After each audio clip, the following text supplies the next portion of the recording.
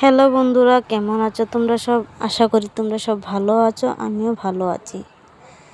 তো আমরা গিয়েছিলাম, এটা বৃহস্পতি পূজার যেটা নিয়ম নতুন বের হয়েছে, 2.5 দিন মেঘে পুজো করতে হয়, কেউ ঘর থেকে একটা টাকাও দিতে পারবে না। তো সেটাই মাখতে চলে গেছিলাম আমি, আমার মা, মাসি আরও ছিল। তো আমি প্রায় অনেক দিন পরে এই ভয়েস ভিডিওটা দিচ্ছি। আমি প্রচুর শরীর খারাপ ছিল, প্রচুর অসুস্থ ছিলাম। আমি প্রায় 15 দিন পর এই ভিডিওটা দিচ্ছি।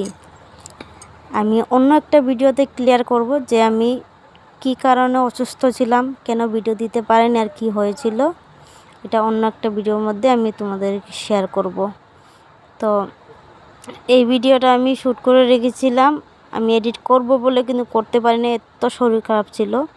তো এখন তোমাদের সাথে ভিডিওটা শেয়ার করছি। এটা হচ্ছে আমাদের সেকেন্ড দিন, যেদিন আমরা জাগরুটে গিয়েছিলাম মাখতে, এই পুজোর এই চাঁদা উঠাতে। তো ওই দিনকা প্রচুর পরিমাণে বৃষ্টি হয়েছিল, এত লেভেলে বৃষ্টি হয়েছিল, সব আমরা ভিজিয়ে গিয়েছিলাম। তো যেদিন আমরা জাগরুটে গিয়েছিলাম, তো ওই দিনকা প্রচুর লেভেলে বৃষ্টি হয়েছিল দেখো। আর ওই দিনকা ছিল রবিবারে জাগরুট বাজার হয়। তো এখানে প্রচুর লেভেলে তোমার কি বলে কাপড় চোপড় উঠেছিল। তো আমি, আমার মা, আমার মাসি আর একটা দিদুন গিয়েছিল আমাদের সাথে। এইখানে দেখো প্রচুর রকম কি বলে কাঁচা সবজি, এখানে প্রচুর রকমের কাঁচা সবজি ছিল, পটল, আলু, আরও কি ছিল এগুলো, কাঁচা লঙ্কা। তো সবাই বাজার করে, আমরা শুধু দেখে যাচ্ছি, কারণ আমরা বাজার করতে যাইনি এখানে।